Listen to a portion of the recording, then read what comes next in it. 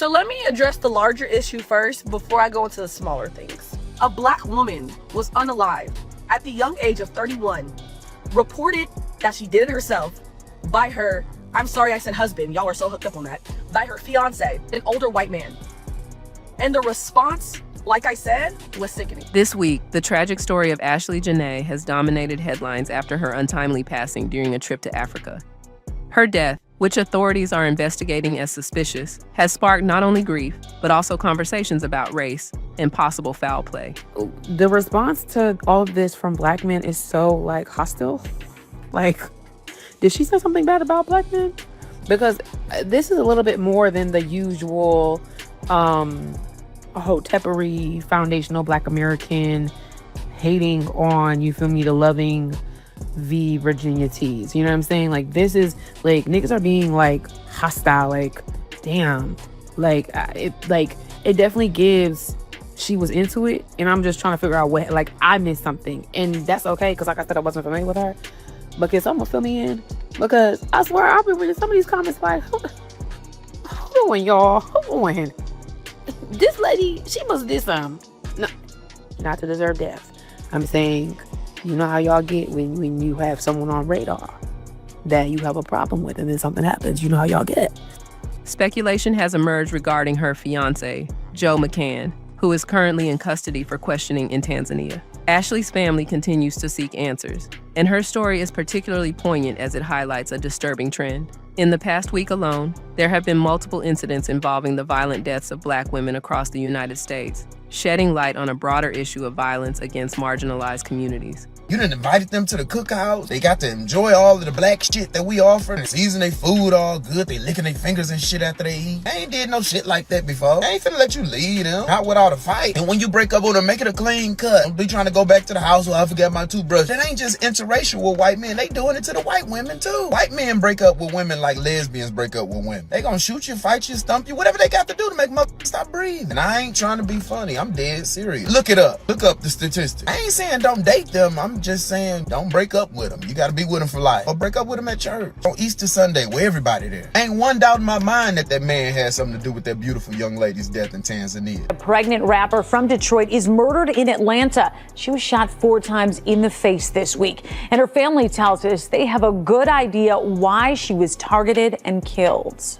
Our report begins on April 8th in Atlanta, where a pregnant mother and aspiring rapper named Sadiddy, born Qualisha Barnes, was tragically shot and killed while sitting in her car. I heard gunshots, maybe 4 or 5 gunshots, and then a car, Honda, just flew up the street.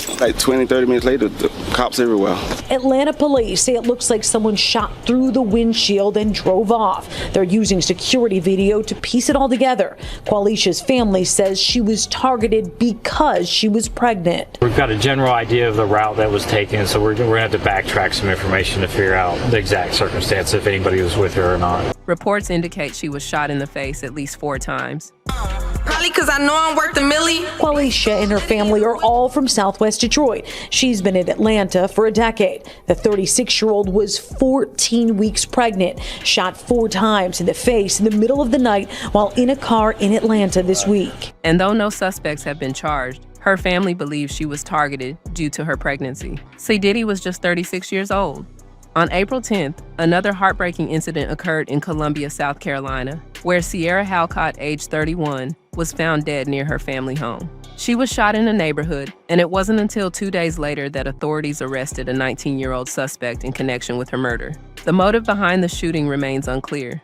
In New Jersey on April 13th, Victoria Alexander, a local nurse, became another victim in a tragic murder-suicide. Her estranged husband, Brandon Alexander, confronted her at her workplace, ultimately shooting her before taking his own life. Victoria was only 38 years old and had been trying to escape her situation. Moving to the Bahamas, we also see the painful reality of gun violence. Tamika Nottage, a 48-year-old grandmother, was killed by stray gunfire while watching TV with her family.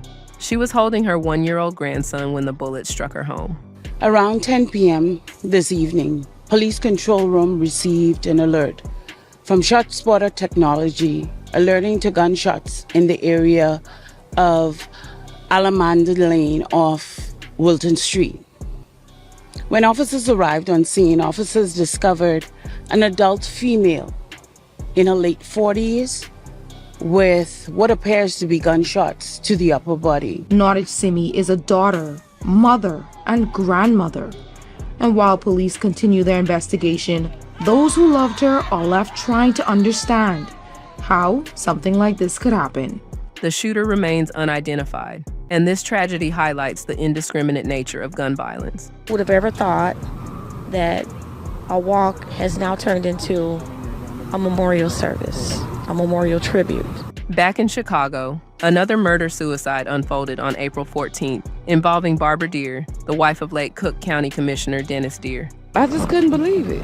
You know, it was just unbelievable to me. That's how I describe it. You just never know what's going on with someone. Reports indicate her son, Caleb, shot her before taking his own life. Barbara, a mother of 3, leaves behind a grieving family. It's a loss to the city of Chicago. They really did a lot to kind of bring communities together. That's really what it's all about. They were pillars in the North Lawndale community for years and years, and just wonderful friends and family of faith and good nature. With the release of emotions and balloons in Barbara's sorority colors, her neighbors and friends starting the process of saying farewell. She was just a beautiful person, inside and out. In Atlanta, Bianca Huntley, a 34-year-old mother of 2, who was pregnant with her 3rd child, was found shot while driving home during rush hour. Just couldn't believe it. It didn't dawn on me till the next morning. Thought it was a dream. Bianca's older brother Zeke misses his sister, the one that had the ability to turn any negative into a positive. Eyewitnesses believe this was a targeted attack rather than a random act of violence. Because if I was down, it was like she was a big brother sometimes. Told me to pick my chin up. Bianca had another daughter, Ariana, with a 3rd on the way.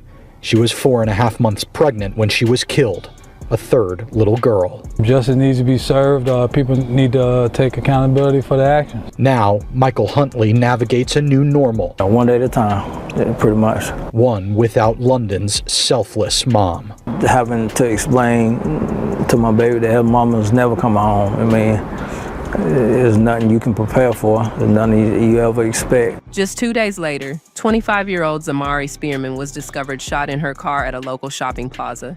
Questions remain after a woman was found dead in a car in South Fulton. That's right, and today police told us an autopsy is being conducted to determine how she died. But our Marissa Sarback brought this to you as live news yesterday when this broke. South Fulton police initially saying that they were looking into a shooting after Zamari Spearman was found dead in the parking lot of a shopping plaza near Cascade and Fairburn. Well, a nearby business owner said it appeared the victim was waiting for someone because she'd been sitting in the parking lot since 8:30 yesterday morning. Well, for now, police are calling this a death investigation as we await the results of an autopsy. With investigations ongoing, tragically on the same day, Ashanti Allen, an 8-month pregnant mother, was found dead near a bayou after her family received a concerning text message. Her boyfriend, the father of her child, has been charged with capital murder and remains at large. These stories are sobering reminders of the violence faced by Black women in our communities. As we reflect on these events, it's clear that the ongoing violence poses serious questions about safety and justice. We must address these concerns to ensure the protection of all individuals within our communities. We encourage you to share your thoughts in the comments below.